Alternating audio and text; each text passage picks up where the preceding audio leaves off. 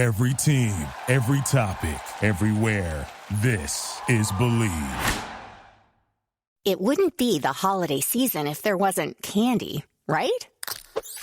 Celebrate the holiday season with the Holiday Crush. They've sprinkled candy with a holiday theme and fun-packed challenges every week for 5 whole weeks, finishing on January 4th. The more challenges you complete, the better your chances of unwrapping delicious rewards. So, are you ready to crush the holidays? Play the Holiday Crush now. Download it from the App Store, Google Play, or Windows Store for free. Terms and conditions apply.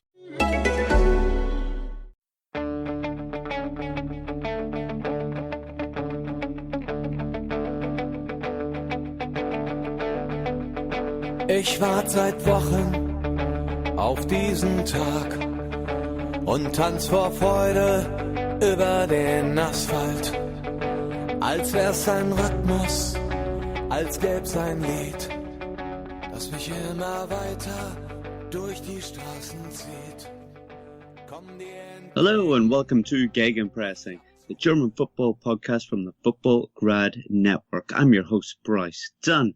And that's it. We've had the first weekend of Bundesliga fixtures. How exciting it was, and plenty to discuss. Let's take a quick look over the results. So on Friday night, we've seen FC Bayern Munich take on Hoffenheim. Unfortunately, Nagelsmann's men fell to a 3-1 defeat. The champions charging on as they did last year. Moving into Saturday, we've seen Wolfsburg shock everybody by beating high flyers last year, Schalke 2-1. Then Hertha picked up a good result, a 1-0 home victory against newly promoters Nuremberg, while Werder Bremen, made that slip on Twitter this week, managed to draw with Hanover 1-1. Fortuna Dusseldorf went up against Manuel's favourite, Wolfsburg, someone that he suggested will go down, managed to win 2-1. So I'm sure we'll discuss that a little bit. Freiburg struggled. Yep, they lost at home to Eintracht Frankfurt, a team that we thought would maybe be in crisis mode, but they've managed to pull themselves out of that. Hacking out, not quite. It looks like Hacking might be staying a bit longer after this fantastic result. Borussia Mönchengladbach 2, Leverkusen 0. Now moving on to the Sunday games, we've seen Mainz. Managed to get a home victory against Stuttgart, starting off the season well. Then last but not least, the biggest game of the weekend, we've seen Lucien Favre's Borussia Dortmund take on RB Leipzig and manage to start badly, but then recover and win 4-1. What a victory for him in the first game of the season. So, yes, that's all the weekend's results announced. The other big talking points that we will include on today's show will be VAR, Frankfurt, and that massively epic game on Sunday. So joining me this week, it feels like we haven't had the old team all together in quite some time, but it's happened. It's happened at long last. Chris Williams, you're back. Yes, I am. Hello, Bryce and Manu, obviously, who've spoken to loads, but not on a podcast. It's nice to be back after a little break. Well, we are delighted to have you back, Chris. Yes, and as you announced as well, Manu is joining us as well. Manu, Veth, how are you? Yeah, I'm good. The sunshine is back, the smoke is gone. So, yeah, I'm really good. I had a lot of fun watching those games in the first weekend. Yeah, exciting. I'm glad to hear that it's cleared up around where you were. We were getting a little bit concerned for you. But enough about your well-being. We're going to talk about football, I feel, and where to start? I suppose the Friday night game. Manu, we've seen the champions pick up another victory under Kovac. Where to begin with this one? They didn't exactly play fantastically, did they? They need a little bit of help to break the deadlock. No, I do think that Bayern started that game quite well, and I think that it wasn't exactly revolutionary what we saw from Niko Kovac in that first half. It was a lot of the same old in a lot of ways. I guess the one surprise was that, or the two surprises really were that Robin and Hummels were left on the bench, and Tolisso didn't even make the squad, right? So there's some tough decisions made by Kovac, and I guess he's really putting his foot down and showing his authority. But at the same time, the setup of the team wasn't exactly revolutionary. It was a lot of what we expected to see. It was a 4-3-3 with Javi Martinez anchoring the midfield, Ribéry on the one wing, Coman on the other wing. And I thought that Bayern rightfully took the lead and dominated the match in the first 30 minutes or so. And Hoffenheim took some time to get into. And I'm really curious to hear what you think, Chris. But for me, Hoffenheim, considering that they were missing pretty much their entire creative midfield, did quite well in this game. They were very compact. They really managed to do not give Bayern the room that they needed to be creative themselves, and were very good going forward. And I mean, in the end of the day, it was really a very questionable penalty that won it for Bayern, right?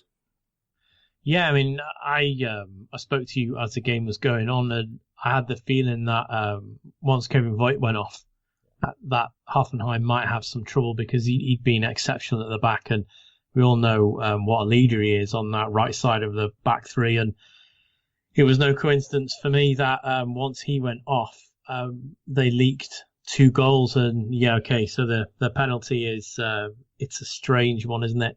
And then the retake's even stranger. So yeah, Bayern got maybe look of the draw, rub of the green, however you want to describe it. I think they were unlucky in the end, Hoffenheim, but you're quite right. They were missing a number of players, and I don't think they were creative as certainly that I saw them on the opening of matchday 1 last season, and they played a lot better than they did the start of this season. But if I was a Hoffenheim fan, or indeed if I was connected to Hoffenheim in any way, I would take a lot of heart from this game, because if for let's say 70 minutes, I thought they pretty much matched Bayern. Bayern was strong early on, got the goal through Muller, but after that, I thought they settled well and really made a game out of it. And yeah, for me, it's only when the captain Veth goes off that they have a real trouble. So I hope for them that he comes back as soon as possible, because I think he's a key element to that side. Yeah, I've got news on that. He'll be back next week. So although it was apparently very painful, it's not a serious injury. Well, that's good for everyone connected with TSG. Yeah, good news. Manuel, Chris was saying that he thinks Hoffenheim can take a lot of heart from this. I mean, Nagelsmann said that they're aiming to win the league. That's his ultimate goal. Whether that's realistic or not, it's up for debate. How do you think? Obviously taking on the champions, them wanting to become champions, Hoffenheim. How do you think this game has left them? Hopeful that they could achieve something like that? Well, I think Hoffenheim felt very aggrieved after this match. I think the penalty situation was an absolute mess. If I had reviewed one of the 2 situations, it wouldn't have been the penalty goal, it would have been the actual penalty. I mean, I've seen this replay now 100 times, and Harvard Nordfight goes into the tackle, and Ribéry, he passes Ribéry, and Ribéry tries to get, when you look at it, he actually tries to get his body out of the way, right? And I can't decide whether or not that's a penalty. What I'm surprised is that they didn't review that, and then reviewed the penalty goal. And players run into the box all the time. And I'm not 100% sure on that rule either. I think if the violation is by the attacker, shouldn't it be a free kick going the other way? So it's a bit. Why review that? I think that review there was encroachment from it was Robin, wasn't it? Yeah. And then Baumann wasn't exactly on his line either. So I think when they reviewed it, it was a bit of both. So they've got a retake. Had Baumann not have come off his line, it's a free kick. So I think they can feel aggrieved by that. But yeah, I spoke to you at the time. I've seen that replay. If you're a defender, you're given the striker the opportunity there to go down if there's contact, and I think there is contact when he tries to get over him. But it just seems like he's diving over him rather than trying to hurdle him. But there is contact. Until they did review it, because they review them all, don't they? Whether they needed to look at it for more than a second. But yeah, it's one of those that's given and maybe occasionally isn't given. So you either end up with a penalty or a yellow card for simulation. It was just a very, very strange decision, and I think it wasn't helped by the retake after that. And then there was a disallowed goal after that as well, wasn't there? So on a night when the DFB and the DFL probably wanted VAR to run very smoothly, it's had a bit of a stinker all weekend. Let me just say it this way. It's the sort of penalty Bayern get and the opponent wouldn't have gotten. Yeah, well, I'll agree. I'll agree with you for that. That's a big key decision that, went in favour of Bayern Munich. Personally, looking at it again, it's a hard one because, as I say, he tries to hurdle him, but for me, it looks like a dive, as in he's trying to dive over the top of him. I probably wouldn't have given it if I was a referee. I think Ribéry has enough time to get out of the way. That's, Ribéry knows what he's doing, and it's at home at the Allianz Arena. We all know Bayern will get that call, right? And I think at the end of the day, I mean, this is this goal, and Bayern fans will say, well, they scored a third. Sure, you did. But at the end of the day, this is the 82nd minute. That goal decided the game, not the third one. This one did. And at that point, Hoffenheim and Bayern were very much equal. I had this game ahead of this game. I had it down as a draw. And I think without that penalty, that's what would have happened. And it would have opened up everything. And I think that, there is arguments that go both ways. But I can see why I can see a lot of people saying rightfully it's the sort of call that only Bayern gets. And I mean, that is an issue in itself. People have looked at VAR last season and saying, well, it's favoring the big boys. And in Bundesliga, that is Bayern. And maybe that is something that VAR is not supposed to do that, right? So something to think about maybe for the team in the bunker in Köln. Yeah, guys, I think we're going to be discussing this plenty this season, aren't we? But and even more so on the podcast today. But let's talk about a few other points just before we do talk about VAR a bit more. Chris, Kingsley Coman had a very bright start, didn't he? But unfortunately went down to an awful ankle injury, which is going to keep him out for what's quoted as several weeks. A real shame for Bayern. It meant that after that, they went back to kind of the Bayern that we've seen over the last few years, isn't it? With Robben and Ribéry and everyone else. Yeah, it was a horrendous shame for him because he had played exceptionally well, and he looked like he'd settled, and it looked like we'd really started to see the best out of him in the first game, which I think if you're a player who's under a little bit of pressure, that's exactly what you need to come out with that sort of display. And you could see from his whole body language that it wasn't good. I think Kimmich said he was close to tears when he saw him down. So it shows how much a respected guy he is in a changing room, in a dressing room. So this is a real problem. And when you get a sort of several weeks sort of diagnosis, I think we can all see that it might be a little bit more than that. I would be shocked with his body language and the players around him and what we've heard afterwards if we see him before the winter pause. Yeah, I heard November is when he's supposed to come back, but then it takes the same amount of time for a player to reach fitness than they were out, right? So being able to train again doesn't mean you are 100% match fit. So it's hard. And yeah, you're right, Chris. I think from the body language on the pitch, you could right away tell that this is serious. And this is an injury that he had before. So this is a recurrent injury, which is, of course, is troublesome for Bayern because they know now that, Koeman is a guy that goes down, has apparently repeated ankle injury problems. And the other wingers that they have in Robben and Ribéry, they're 34 and 35, and they had injury problems their entire careers as well. And Serge Gnabry is struggling with muscle injuries, has had that issue for a long time.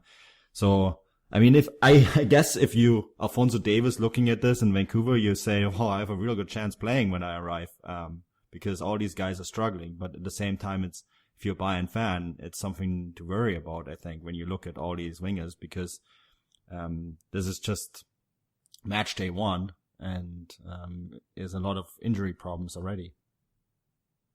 Yeah, very frustrating for Kingsley Coman. You know, a player that I'm sure really would have wanted to kick on this year. But Manu, you talked about Alphonso Davies coming in. He'll not be until November. Do you think this will mean, with the final few days of the transfer window open, that Bayern will possibly be forced to make a move? Yeah, so apparently PSG thought now was a good time to make a last bid for Boateng, and they offered Draxler in exchange for Boateng. Transfer swap deals are always very popular in the media. I never see them happen. And then Hoeneß came out today and said, we're not going to buy a player for 3 months. So I guess either that shuts that down, or maybe he hasn't communicated with Salih Hamicic. But usually when Hoeneß makes a statement like that, then that's that.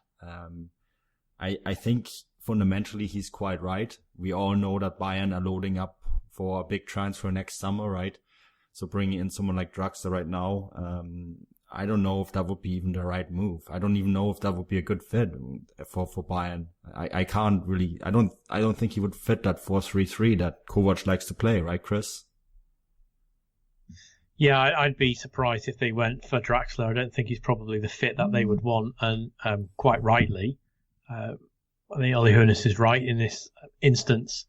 Are they going to buy a player for 3 months? Probably not, because as you said, there's a lot of euphoria and a lot of excitement surrounding Alphonso Davies. He can come in and do that. Maybe Koeman will be back to, near enough playing in a few months. You would hope 3 months, 3 to 4 months, and they still got their old timers who can still do a job. So yeah, I would think it would be a panic buy, and that's something that Bayern Munich don't normally do. And there's a lot of excitement about Batista Maya from the youth setup. And I mean, remember, one of the things that Kovac was brought into this team is to possibly introduce 1 or 2 players from the youth team as well. So I think this would just send the wrong message to everyone involved. It would send the wrong message to Davis. It would send the wrong message to Gnabry. It would send the wrong message to Coman as well, right? I think as much as they'll probably be tempted to do this, I think the short term it would be a good solution, but medium and long term it would not be. Yeah, I agree with you, Manu. Swap deals we don't really see happen very often. It isn't Football Manager here, is it? But guys, we'll move on to the next game, and unfortunately we're going to have to talk about VAR once again. A bit more controversy in the Schalke versus Wolfsburg game. Chris, we're going to go to you on this one. What exactly has happened here? I mean, it feels like we're going to talk about VAR forever. Well, if there was a poor use in Friday night's game, I will defend the use of it here. I thought it was used very, very well twice, but it's the time it takes. It's a lengthy process with the referee walking off. So first of all, Stasic gets a yellow card for a very high tackle, which is then turned into a red on the use of VAR. Now, if you watch the replay, his leg is straight, it is high, and it's full studs onto the knee. So perfect. That is a red card for me. No dramas with that whatsoever. I don't know why the referee has to go and see it, though. I think we're going to probably talk about this in a bit. But when it was used in the World Cup, that's the sort of decision I think that the video assistant referee makes. And does he have to tell the referee to go and look on the screen? Probably not. Then you've got Weghorst who looks like he headbutts someone, but he doesn't. It's handbags on the floor, gets up, has half a trip, and then uses his shoulder. Correct decision is a yellow card, I think, not a red card. So I think those two instances worked very well. It's just the time it's taken, really. I didn't watch that game live. I watched one of the other half 2 or half 3 kickoffs in Germany. But watching the highlights later on, those two look to be definite correct uses of VAR. For me, it's just the time it takes. It needs to be quicker, which I think is the problem. The whole thing surrounding VAR in Germany is the speed. Ole Hoeneß said something today on that. Probably wasn't the best thing that he said, but I can understand his sentiment behind it. Why are referees at FIFA World Cups from, you would say, lower down in the football ranking able to implement VAR in Germany, which is one of the top 5 leagues in Europe, if not the world, is unable to maybe get it down to the sort of speed that we saw in the World Cup. But in this particular one, Bryce, VAR was used twice, and it was used well. It's just the timing. Yeah, I almost wonder if it works better at the World Cup because there isn't as much emotion on the pitch. The atmosphere in World Cup stadiums is great, but you can't compare it to club football at all. And I think when you look at any VAR decision, the moment VAR comes out, and in Germany it's such a loaded topic at the moment, and even the Bayern fans are shouting, the SCH word with DFB on it. We all know what I'm talking about, and I think that it's just the stadium automatically becomes such a cauldron at the moment that it makes it really difficult. And the speed of the referees really doesn't help. But I think I wonder if that emotional component makes it harder for VAR to work in club football than in international football, where people watch and it's emotional as well, but it's just not comparable at all to people who support clubs. I think the main problem that I've seen with it on this particular match day is we're still seeing what you would call teething problems. Now, VAR has been in use for the whole of last season, so you would have hoped that teething problems should have really been ironed out by the break, January, and then when we come back in late January, you would hope that it would have kicked on, but it doesn't seem to have done that. And you'd have hoped also that over the summer that the DFB and DFL referees would have got together and maybe looked at together with the two associations and tried to see how they could make it quicker, but it doesn't. It seems that the problems that we had last season, we've still got this season, which fills me with worry on day one, because if it carries on, are we going to still have the same problems next season? You would hope not. This is why the likes of the Premier League and the Champions League have held off on implementing it, because they think it's not ready.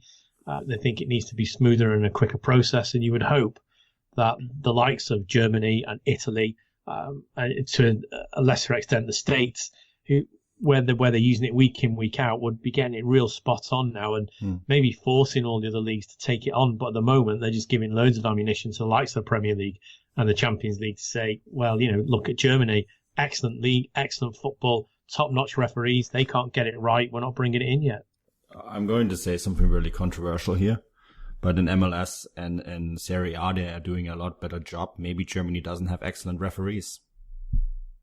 Maybe they just are not good enough at what they're doing. And that's why we're having so many teething problems. And that's a real, pointing. You look at the Bayern penalty. That was given in real time and not even looked at. Maybe our referees aren't good enough for the league. Oof, that is a big statement. Yeah, but you look at the other competitions. I watch MLS. And they're having issues with VAR and MLS as well, but nothing like this. And Serie A does a wonderful job. In Serie A, the numbers, the referees and the league, they love it. And it's eliminated a bunch of problems that they have in Italy. I mean, diving is down in Italy. The actual match time in games is up. There is less play acting in Serie A than there was before they brought it in. And you never hear. Has any one of you ever heard about big VAR controversies? I'm sure they happen, but not every single match day. So maybe German referees aren't very good. I mean, maybe they're just not very well run.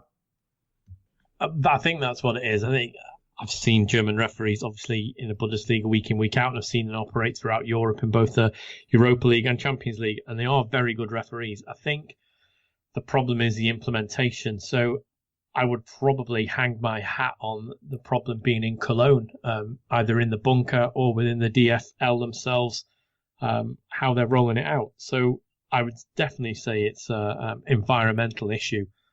Maybe the referees aren't given the right amount of trust in accordance with the International Football Association Board directive on VAR, which everybody can download and read. It's not the hardest document to interpret in the world, but there seems to be real poor interpretation on the match day. So I would say it's an organisational issue, and something that Germany is going to have to get right, because when you've got chairman, directors, managers of clubs speaking out. You've got the press who aren't particularly happy, and that's the whole press from, what you want to call a tabloid press over to the more respected broadsheet style press, online agencies, etc. Deutsche Welle, excellent site, exceptionally critical on VAR, and rightly so. So it's an environmental issue for me. Yeah, maybe someone needs to come in from the outside. I mean, MLS, it's run by Howard Webb, who I have enormous respect for, and a real gentleman of the game and really knows his stuff. And again, MLS they have what I would define as teething problems. They don't always get it right, but it doesn't become a hot topic every single match day. So maybe they need to bring in someone else to run it for them. Because Americans are great with that. They're very good at bringing in outsiders to help them. There's not everything is perfect over in North America, but I think what North Americans in general are very good is that they know when they're not good at something, so they get the external help to help them with this. Maybe the DFL need to do the same. Yeah, I think the three of us can certainly agree that something needs to be done, and you think it would have kicked on, as Chris said, by now, wouldn't you? But let's talk about the football. The VAR did overshadow that game very much so. But a topic we were going to talk about anyway, but we've even had a Twitter question saying, and I'll put this to you, Chris, can Wolfsburg build on their strong start and start challenging at the top of the table once again? No, in short. I think they can build on their strong start. Of course they can. I certainly don't think they can challenge at the top of the table. If they finish anywhere above 15th, I think that's a mass improvement for them. Don't forget, they're trying to avoid a third straight season in the playoff place. I think if they get that third straight season in the playoff place, they may go down just purely on the fact of the strength of the league below, with Hamburg and FC Köln in. I think the third place team that comes in that may be able to dislodge Wolfsburg or whoever the 16th place team is come the end of the season. But I think a realistic aim for Wolfsburg would be the top half. If they can do that, that would be excellent for them, considering, as I say, they finished 16th in the last two seasons. And going back to this particular game, I thought they took the winning goal well. It was some really good interplay, but they're going to have to do it for every single game in order to pull themselves out. And the thing I worry about Wolfsburg, and I've seen the last couple of seasons, is once they get their first defeat, it's how they respond to that, which they've been unable to do the last couple of seasons effectively. Yeah, I would take any result on match day 1 with a grain of salt. Every single one of these results that we've seen have a backstory, and you can't take those match day 1 results and project an entire season on them. I like what Chris always says, match day 10 is for you the magic number, right? When you sort of see which direction it goes. So that first match day it's wait and see. Yeah, I try and avoid the table. Obviously, a bit difficult for me at the moment, having allegiances to Borussia Dortmund and obviously being a massive Liverpool fan with both those teams top of their respective leagues. But yeah, realistically, you shouldn't be looking at the table really, for me, until match day 10. Yeah, I think that's rather sensible, fellas, isn't it? Let's reassess then. But Manu, news that Schalke have just made a signing. If you'd like to touch on this. Yeah, so we've known this was coming. Sebastian Rudy has joined Bayern. He was in talks with Schalke and Leipzig pretty much confirmed it yesterday, because they said that they had to step away from the deal because it's just financially not manageable for them. And we'll touch on why later in this podcast. But yeah, Sebastian Chris Heidel, Schalke sporting director, has done a fantastic job bringing Sebastian Rudy. There, I got it right. For 60 million euros, and from what I hear, there's bonuses that could make this deal go up to 20 million euros is what those bonuses are. I guess a certain amount of games played, games in the Champions League, what position Schalke will end up in the end of the season. And I think for Schalke, this is a magnificent deal. I think that this match day, although it's not a projection for the rest of the season, showed that they still had to do some work. And I think Sebastian Rudy will go a long way to replace the big hole that Max Meyer and Leon Goretzka have left in midfield for Schalke. Yeah, an exciting deal for Schalke there. It'll be interesting to see just how Sebastian Rudy gets on. Guys, let's move on to the next game that we're going to discuss then. I'm sorry, Chris, we're going to have to go straight to Manu on this one. So your predicted champions have fallen at the first hurdle. What's happened here? Bayer Leverkusen. Yeah, it's the curse of the Manu. Look, I think that, again, match day 1, you have to take everything with a grain of salt. I do think, though, that this is a disappointing result for Leverkusen. On the other hand, I had people go at me on Twitter and say that Leverkusen looked poor. They must have seen a very different game than anyone else in Germany, or including myself. Even the kicker review was that Leverkusen started very well into this match and became undone, of course, once Gladbach started scoring a penalty. Look, this is in a lot of ways classic Leverkusen. I think they set themselves up very well for a good season going into this match, and Gladbach are a good side, and they got their win. And I think for Heiko Herrlich, this will be a very good lesson in how to do better. And I think that Leverkusen has still maintained this. I think they have a squad to challenge all the way in the top. And if everything goes well, although the Dortmund result was very impressive, if everything goes well, they can challenge all the way to the end of the season. And the way I see this league season going, and the Dortmund result again was a good example, but also Bayern's game against Hoffenheim. I think there's going to be many teams that are going to take the match to Bayern and to Dortmund, and we will see a lot more even league this year, because I think that teams all around the league have caught up to Bayern, and so Gladbach will be dropping points. Leverkusen will be dropping points throughout the season. You will not necessarily need a perfect season to win this year. And the thing that I said in my projection as well, that the top 4 was very difficult for me to choose this year, because I can also see Dortmund win it, or just be at the same old Bayern. But I do also like to stir up a little bit of controversy. So for me, Bayern is the choice, and I would love to see it happen. It wouldn't be the holiday season if there wasn't candy, right? Celebrate the holiday season with the Holiday Crush. They've sprinkled candy with a holiday theme and fun-packed challenges every week for 5 whole weeks, finishing on January 4th. The more challenges you complete, the better your chances of unwrapping delicious rewards. So, are you ready to crush the holidays? Play the Holiday Crush now. Download it from the App Store, Google Play, or Windows Store for free. Terms and conditions apply.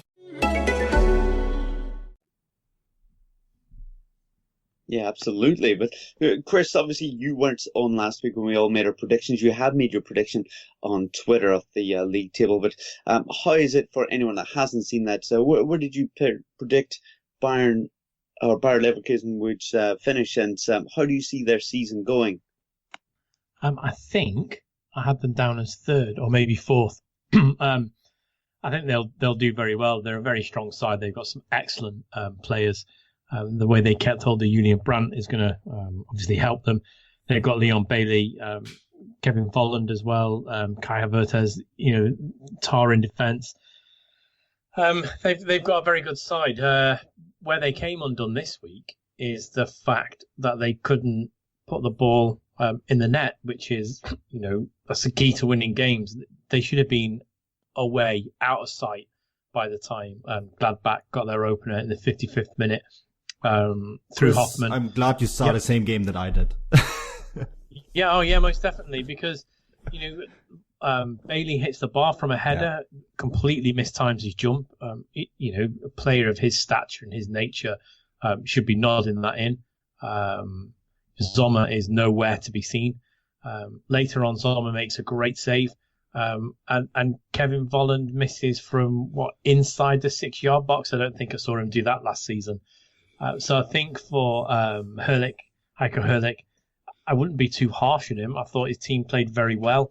I think a few individuals let him down is probably a harsh way of saying it, but they were beaten 2-0. So yeah, in essence, they did let him down. And on another day, Bayer Leverkusen go and win that game 3-1, 3-2, whatever you want. But they certainly weren't worthy of a 2-0 defeat. But goals win games, and that's what Dieter Hecking has got his side doing. I thought they played very well. The last goal was exceptional. Raphael, a brilliant piece of skill to turn that game round, and that's exactly what Bayer Leverkusen were missing, was a bit of individuality, a little bit of individual skill to make a difference. And I think that'll be a shame for them, because they've got Bailey, Volland and Brandt there in that three across the midfield behind Ilario. So by rights, they should have been out of sight in that game. So yeah, Manu's right. Heiko Herrlich will have learned a lot from that. And it will probably to discipline his players to say, when you get opportunities like that, you can't spurn them time after time. Yeah, that's exactly it, I suppose. Manu, would you say that we're going to have to give Hecking a bit of credit for this victory? I mean, it went as well as it possibly could for him, I think. Yeah, I think that Gladbach, that setup, that 4-3-3 seems to be working a lot better for them. They've scored a lot of goals. And they scored 11 goals against Halberstadt in the DFB Pokal. So that's, yes, it's against a fifth division side, sorry.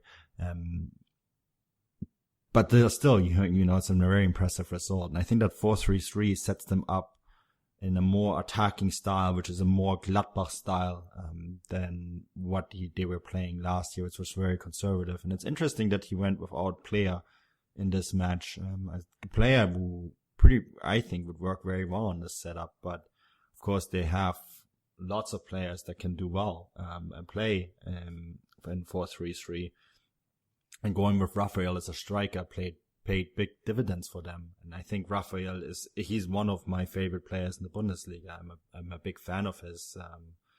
I think he's very technical gifted, and he often gets overlooked when it comes to some of the biggest stars in the league. He's technically one of the soundest players in that competition, and he gets his goal. And even though he's getting on in age, he's still playing fantastically well. And I think him having that entire summer off too, and Gladbach not having played in the Europa League last year, you can really tell that he's very fit at the moment. And there comes the question though, how long are they going to be able to carry that momentum? And that's something that remains to be seen. Yeah, absolutely. And Manu, just to go back to you before we move on to the next game, Hendricks is leaving Bayer Leverkusen. Will that be of any consequence to them? It's possibly being a man down. Will they get another player in that time, or do you not see it as being a bit of an issue? Benjamin Henrichs, he did play. He didn't have the best of games. He caused the penalty, right? He's not gotten along very well with Heiko Herrlich, so he's off to AS Monaco for 20 million euros. That deal is not confirmed yet, by the way, but it seems very much that it's going to happen. I think that for the player, sometimes it's better to move on. And Leverkusen, they're having some issues in central midfield, and they are considering using that money to bring in someone, because Aranguiz and Lars Bender have struggled with injuries in recent years, and for this one they had to move back Havertz to the number 6-8 role, right, which is not his best position. He's more of a number 10. So they're thinking of bringing in another central midfielder, also because Baumgartlinger, the number 6, has been struggling. So I guess it's really just a case of, okay, we have this player, we have plenty of options on that position, and for 20 million euros, we can bring in a piece that will help us long term. Very good. Well, I think at that point we'll move on to a club that seemed to be in crisis mode, but that seems to have disappeared now after a 2-0 victory over Freiburg. Yes, we're going to talk about Eintracht Frankfurt. Chris, everyone thought, after the Super Cup, and the Pokal, that, that there was alarm bells ringing and that it could be a tough season for Eintracht, but they seem to be a little bit back on course with this 2-0 victory. We've seen Sebastian Haller get the second goal and provide the first one.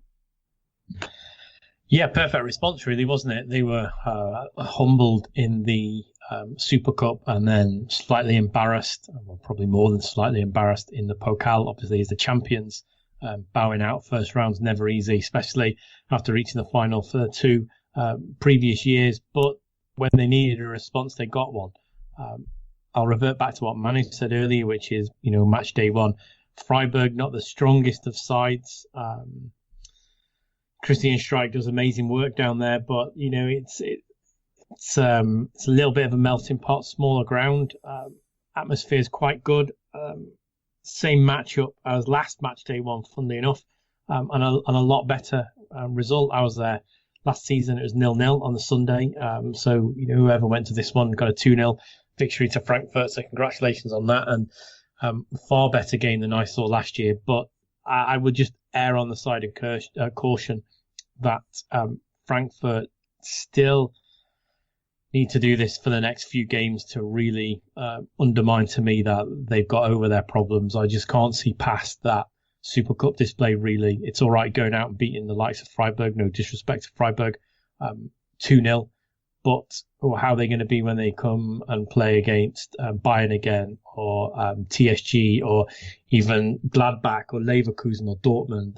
I can't see them matching this sort of result. So whilst it's a great start to the season for them, I am still concerned by the way they play, and also by the way that they seem to have a little bit of a mental block if they go down. It would have been really interesting, Bryce, to see them go 1-0 down to Freiburg and see how they coped. I think we'll see the real test of this Frankfurt side is when they go behind in their either next game or their next few games. Yeah, absolutely. That will be more testing times. Wonders, Manu, we hear that transfers are going around plentiful at the moment, since Marco Fabian looked to be on his way out. There, a man that you and I, absolutely love because of our love of Mexican football as well. You have that soft spot for him, but it seems like his medical field, so he may not be going anywhere. He was on his way to Fenerbahce, wasn't he? Yeah, he was, but apparently his persistent back problems meant that he's failed his medical there. So back to Frankfurt it is for him. He won't be able to conclude that transfer, and it really is going to be interesting to see what's going to happen to him next, because the one issue that Frankfurt are having is that he hasn't. The talks of on a new contract have failed, so that's the reason why they tried to offload his contract now. But that seems to be very, very difficult for them, because the transfer window closes in 4 days, so they may have to hold on to him. We don't mind so much, do we? Well, it's the question is, are you going to be able to integrate a player who you've basically told to go away? Right, that's always tough. I think a lot of, from what I've heard from Frankfurt, a lot of people were very, very confused why they were trying to cut him loose anyways. But I think they need a player like him. I think it's someone who they could really use. The question is, how is it going to be easy to reintegrate him into the squad? And that's always something that can be difficult, right? And I think both sides will have to maybe jump over the shadows a little bit to make that happen. Or alternatively, you find a last minute deal on the closing stage of the transfer window. Yeah, we'll have to wait and see just what happens with Marco Fabian, whether he gets some game time or whether he gets shipped off in the next few days. But guys, let's move on to the Sunday fixtures, and I'm going to go to Manu first because we're going to talk about the Mainz game, because I want Chris to save his energy for the Dortmund one. So, Manu, the impressive result for Mainz. They'll take that first match day victory against Stuttgart. Yeah, a lot of people didn't give Mainz very much credit going into this season. I thought that they have done really well on the transfer market, and Ridley Baku have one of the most interesting talents in the league. And I think they showed some of this. Again, match day one, take every result with a grain of salt, but I think that Mainz did quite well in this match and looked a lot better than many people expected. And we had Matthew Marshall, our new Football Grad Network signing, go to this particular game, and he exactly said the same things in his post-match report, his thoughts on the game, that, Mainz looked a lot better than a lot of people were thinking, that a lot of people didn't give them enough credit. And we look at the signings that they brought in Mateta, Baku,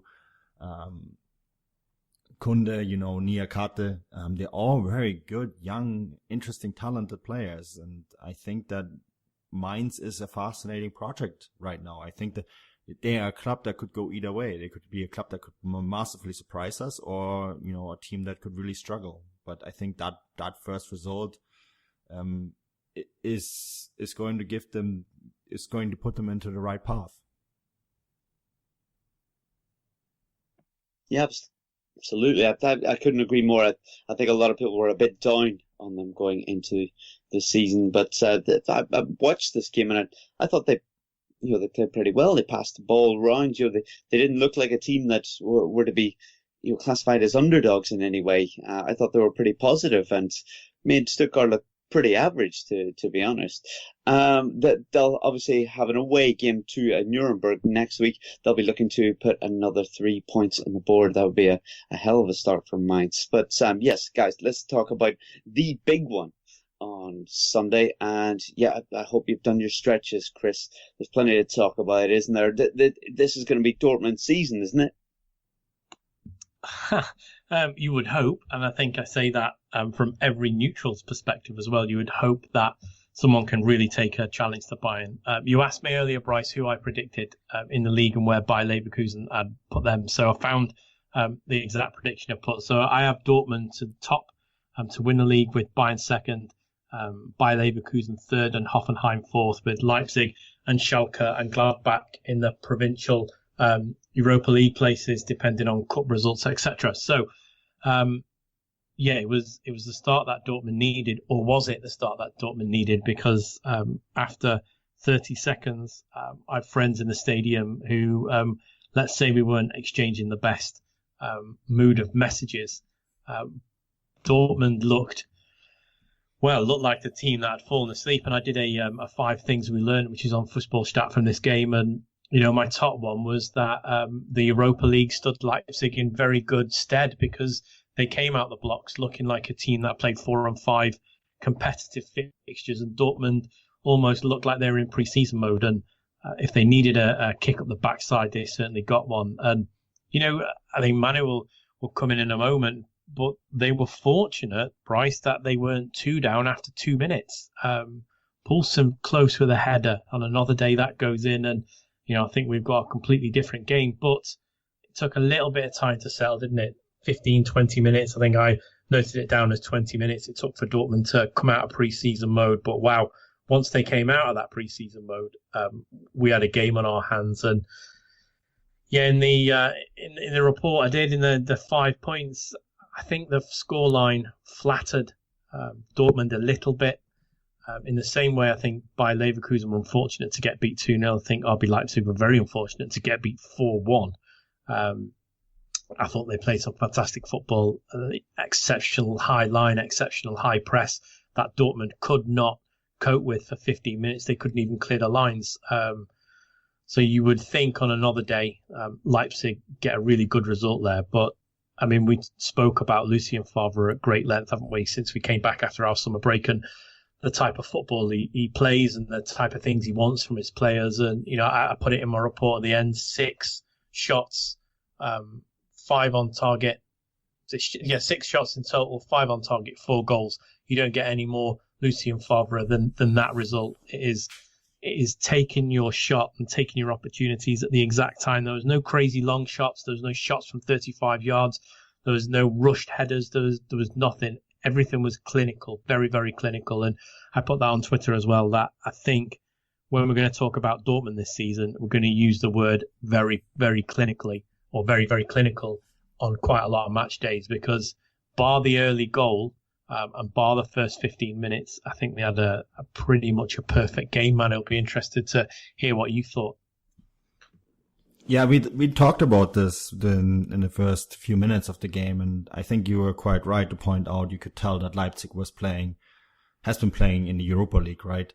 And they're now 5 matches into their Europa League season already, so they have been in a competitive mode for a lot longer. And then you add the cup match on that. So they're 6 games into their season.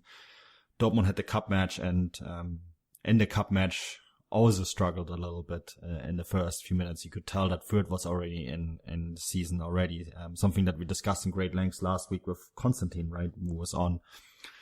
And I think that's really what it comes down to. This is another thing. That's why you have to take these match days, early match days with a grain of salt, because some teams will be, all the teams preparing differently for the season. And you could really tell that Dortmund still had to find their legs. But once that first goal went in, right, things really started to slowly but surely change. And I remember writing the match report. This was really Dortmund's first chance of the game for them to make it 1-1. And then after that goal, so for the first 20 minutes, Leipzig were absolutely dominant. And after that goal, you could slowly but surely see how Dortmund were taking control. And as the match went on, you could also sort of notice that Leipzig started to struggle a little bit. And we were going to talk about this in a moment, but they're having some real squad issues already. The squad is very thin, and they have a lot of injuries already at this point. So you could really tell that once that momentum was gone on their side, they started to really be grinded down, and Dortmund were very good in the second half, just shutting them down, really just shutting the game down and say, look, we're up 3-1, we're going to do what's necessary. We're going to pass the ball around, we're going to shut down your attacking moves. There was a couple hobbles for Berkey, same old, but I mean, overall, they were very good, not giving Leipzig any of the clear shooting lanes. So I thought this was classic Favre ball. That's a term that I'm going to use for the rest of the season to describe this. Taking your chances and making sure the opponent doesn't have any. And that's the kind of football you need to play to win games. And on top of that, I thought it looked really good.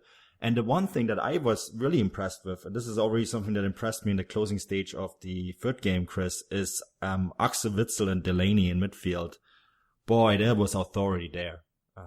Those two, A, did they manage to really take control of the ball, and B, I mean, Witzel's goal, that bicycle kick, overhead kick, really showed why Dortmund brought him in. And people were worried that he would stifle Dahoud's development. I think he's actually good for Mahmoud Dahoud, because he really frees him up, doesn't he?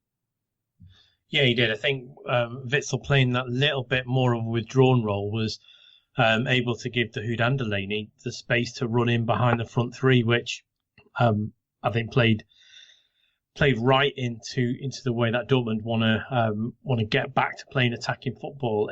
It's a little bit of a different 4-3-3 than I think we've seen under previous managers before, but I certainly liked it. And for me, it was key that those midfield three really got in and around the key areas, because with Leipzig preferring that 4-4-2 and they play with a very withdrawn double pivot, it was essential that those central three areas were filled, and pretty much they were. Apart from those early moments, I think it would have been harsh to say that Witsel was at fault for the first goal, but his positioning was a little off. But I think once the three of them gelled together, especially Dahoud was given almost a free role, I think. And for someone who's disappointed under the previous two managers and hadn't really adjusted to life at Dortmund, I thought he was excellent, looking like the sixth Beatle with he's got a very Beatle haircut. So he's standing right out at the moment. And I thought he played some fantastic football. I was really pleased with his goal. We're all big fans of him. None more so than Lucien Favre, actually, who gave him his big break. So his goal was exceptional, the way he adjusted his body in midair and still had the power to direct the header into the goal. I thought his support play in and around the front three was excellent. I thought his work rate was excellent as well. And Christian Pulisic was kicked everywhere, maybe didn't have the best of games, but it was the captain, wasn't it, Marco Reus, who, and I put that in the article that I wrote afterwards, if Dortmund want to challenge on three fronts, he needs to be fit. And he needs to be fit for more than 10 games a season. And hopefully he can be that guy now as the captain of the club. And I thought he played very, very well his supporting role. And I think it was nice for him to get his goal at the end. His dangerous free kick, obviously poor old Sabitzer. But in truth, this was a really good Dortmund performance. And, one I think that Dortmund fans will hope it carries on. But once again, it's the first match day of the season. Let's see where we are after match day 4 or match day 5. Well, Manu, we talked about the Dortmund side. Yeah, we obviously hope that they would mount a title challenge. Things obviously looking good after this performance, but we said that the striker issue may be a problem there. It looks like they're trying to bring somebody in. We've talked about Batshuayi in the past, and even Balotelli as well. But it looks like they're going to pick up a Spaniard, Paco Alcácer from Barca. Is there much truth in this? Is this going to be a loan deal, a transfer? But what type of player is he? So, if he doesn't fail his medical, this deal will happen. This is the only thing that's still missing, and that's why. I think that's basically, I mean, we've seen it just with Fabian, that they could find something and say, okay, look, we're not going to go for this. But, from what I hear, they will be paying 2.2 million euros, for the loan deal. And then they have an option to make the deal permanent for 20 to 25 million euros if they like who they see. Now, Paco Alcácer is, Lucien Favre's favorite. He wants a striker badly. They looked at Divock Origi and they looked at Ademola Lookman, actually, apparently as well. I guess we'll get to talk to him for a few seconds in a minute. But yeah, so he wants someone who's not an imposing striker. He wants a playmaking striker. I guess someone like Rafael, and Alcácer at 1.75 is more of a playing striker. His big problem at Barcelona was that he is he occupies a lot of the same areas than Messi, so he can't play that role there. He did well at Valencia. He's still young. He's only 24, so there is a player that they can still develop. And I think with that loan deal, it's not a huge risk. So by the time the deal is official, there is an article waiting on the Football Grad Network. So this could be out by the time this podcast is out, where I'm going to talk about him in a bit more detail, because we have a Barcelona expert who I chatted to him about this a little bit. But yeah, I think that Batshuayi just simply did not fit Lucien Favre's playing style. He wants someone who can drop deep. He wants someone who can play in that passing football. Batshuayi doesn't do it. Batshuayi is an all-out striker. He's someone who takes the ball and puts it in the net, right? When you look at the way Rafael played at Gladbach, I think that's very much the blueprint of the kind of striker they were looking for. They were looking for more of a Miroslav Klose rather than a breaker. And I guess in Paco Alcácer, that's exactly who they identified that he can do that. So I'm really curious to see how he will fit in and if they can complete this deal. Chris, just a little word on RB Leipzig before we move on to more interesting big news. They've obviously got a midweek game, and we're looking at it a little bit like we did last year and saying that the European games, league games, their squad doesn't seem to maybe be big enough. Do you see them bringing anyone in apart from maybe Lookman? And even at that, is Lookman a done deal? And how do we see their league season going? Well, Lookman's definitely not a done deal as yet. They've been trying the hardest. They've had 3 bids turned down. It looks like they've made a 4th one, although it's not confirmed as such. And if that's accepted, it will be wrapped up, obviously, this week because of the transfer window. But Everton are quite rightly holding out for what they think is the top price, which is around £28 million. So we'll have to see if they can be talked down or if they can be persuaded to take bonuses, etc. But obviously Lookman is very much Rangnick and Mintzlaff's number 1 target for the whole season. We knew that already, and we were pretty much told that when we were in Berlin, Manu and I, for the last game of the last season. It was pretty much said throughout that he is the main man they want to get in. Is he the be-all and end-all? Personally, no, I don't think he is. I think he's an exceptional player, but I don't think he's going to fill all of Leipzig's problems. At the minute, they need to get Forsberg playing a lot better. I thought he had a pretty poor game on Sunday. And not settling particularly well. Obviously, he's had a furore around him for the last couple of years. Is he staying? Is he going? Obviously, he's staying. It's whether he can start getting back to the level we saw him, 18 months ago. I do worry for Leipzig if they get through this very tricky playoff. Have they got the squad depth, and have they got the players that can take them through playing midweek and the weekend? They certainly couldn't last season. And obviously, they're a player down, and a very, very big player down, which that hole's still not being filled. That Naby Keita size hole still hasn't been filled. So it may be a bit of a blessing in disguise if they don't get through against Soira, but I'm sure they will. And everyone in Leipzig will be massively disappointed if they don't. But as it stands at the moment, they're a bit of a threadbare squad, and they could do with Lookman and probably two others. Yeah, tough season for Leipzig, it may prove to be. But Chris, I'm going to go back to you. Big news about a former RB Leipzig employee and Dynamo Dresden. What's happening there? Ralph Hasenhüttl, straight out of nowhere. This has apparently he was at the match the other day watching Dresden play with a view to taking over, which I think would be a coup for Dresden, because Hasenhüttl is a fantastic manager. He was only linked with Arsenal not that long ago. Obviously, and Emery's gone into there, so that's the sort of caliber of manager you're looking at. I would think if any of the top 6 Bundesliga clubs lost their manager today, they would certainly make a move for Ralph Hasenhüttl. So for him to drop down a league, I don't think that's anything particularly bad. I think it shows the stature of how keen he is to get back to managing. But for Dresden, and Manu and I have been there, and we were there the back end of last season.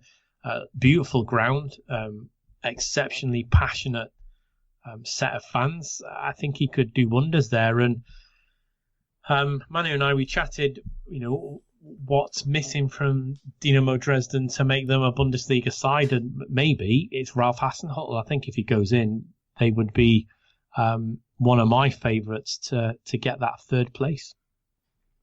I think Dresden are a sleeping giant. This is a club with so much history. One of the most successful clubs in the former GDR. Boy, if they can get Hasenhüttl, that could kiss that giant awake. Just the euphoria that would awaken around that club. I mean, the question is, can they financially afford it? And if they can afford this, then I wonder what's happened behind doors that they all of a sudden have found this well of gold to sign someone like that. So I'm really curious to see what's happening in Dresden. Something seems to be happening that's maybe going beyond Hasenhüttl. And I personally would love, that region in Germany is very underrepresented in the top flight. Yeah, absolutely. I've got a friend that lives there, so yeah, I could see them being in the top flight. That'd be perfect for me. Got a place to stay. A very exciting times for Dynamo Dresden. But guys, that does it for the first weekend of Bundesliga action. The podcast is in the bag. Chris, what have you got going on this week? Is there anything you'd like to draw people's attention to? Well, obviously there's a lot going on Football Grad, but me personally, I'm working hard, Bryce, as we all are. The only thing I've got to draw of note is if you didn't see the 5 points from the Dortmund Leipzig game, check that out. And also, please do check out Matthew Marshall's stuff. He's one of the new writers that's joined us, and he's an Apes writer. He's a fully fledged journalist, and he's going to the games for us over in Germany, as Manu and I will be. So yeah, please make sure you follow him and check out his stuff, because he's a good writer, and he needs all the exposure and support we can give him. Absolutely fantastic work there from Matthew, and it's great to have him on board. So, Manu, you're always busy. What have you got going on this week? Yeah, the Champions League previews, the playoffs, they are already published and out. I'm working to set up the Europa League previews as well. They're going to be out. Some of them will be out. Andrew Flint is writing some of them, so they will be out. Some of them maybe today, some of them tomorrow, all of them tomorrow, by the end of tomorrow. And then, Paco Alcázar, the moment that deal is done, there will be a profile on him up on fußballstadt.com. And yeah, I guess that is already plenty. Whatever else, we're kind of reactionary a little bit of what's happening in this last week. Transfer window closes on Saturday.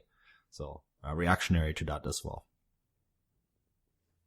Very exciting times, a very busy times, the Football Grad Network. So guys, if you're on Twitter, go to @FootballGrad Live. There's tons of articles and news breaking on there, but plenty to keep you entertained.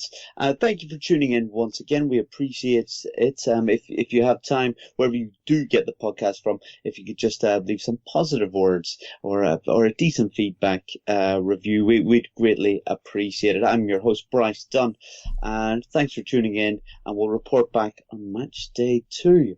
Until then, auf Wiedersehen.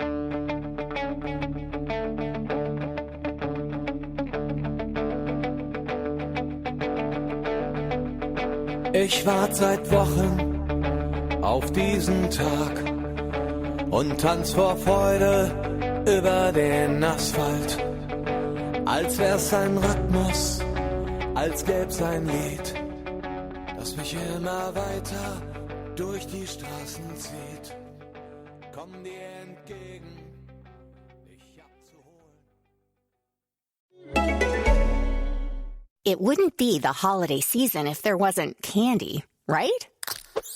Celebrate the holiday season with the Holiday Crush. They've sprinkled candy with a holiday theme and fun-packed challenges every week for 5 whole weeks, finishing on January 4th. The more challenges you complete, the better your chances of unwrapping delicious rewards. So, are you ready to crush the holidays? Play the Holiday Crush now. Download it from the App Store, Google Play, or Windows Store for free. Terms and conditions apply. Thank you for listening to Believe. You can show support to your host by subscribing to the show and giving us a 5-star rating on your preferred platform. Check us out at Believe.com and search for BLEAV on YouTube. What's up, folks? Anthony Armstrong here, former NFL receiver and host of Believe in Commanders. And with the basketball season here, you can now pick combo projections across football and basketball from the Specials League. It's a league specifically created for combo projections that includes 2 or more players from different sports or league. Now, if you need help making those selections, you want to play alongside some of Prize Picks' favorite players, you can now find community plays under the promos tab of the app to view entries from some of the biggest names in the Prize Picks community each week. Now, Prize Picks makes it easy to get in on daily fantasy sports. You pick 2 or more players, choose more or less in whatever statistical category, and then you rack in the winnings up to 25x on your cash on your DFS picks. Make your way over to prizepicks.com/believe and use the code BELIEVE, that's BLEAV, for a first deposit match up to $100. You must be present in certain states. Visit prizepicks.com for restrictions and details. Pick more or pick less. It's that easy. Prize Picks.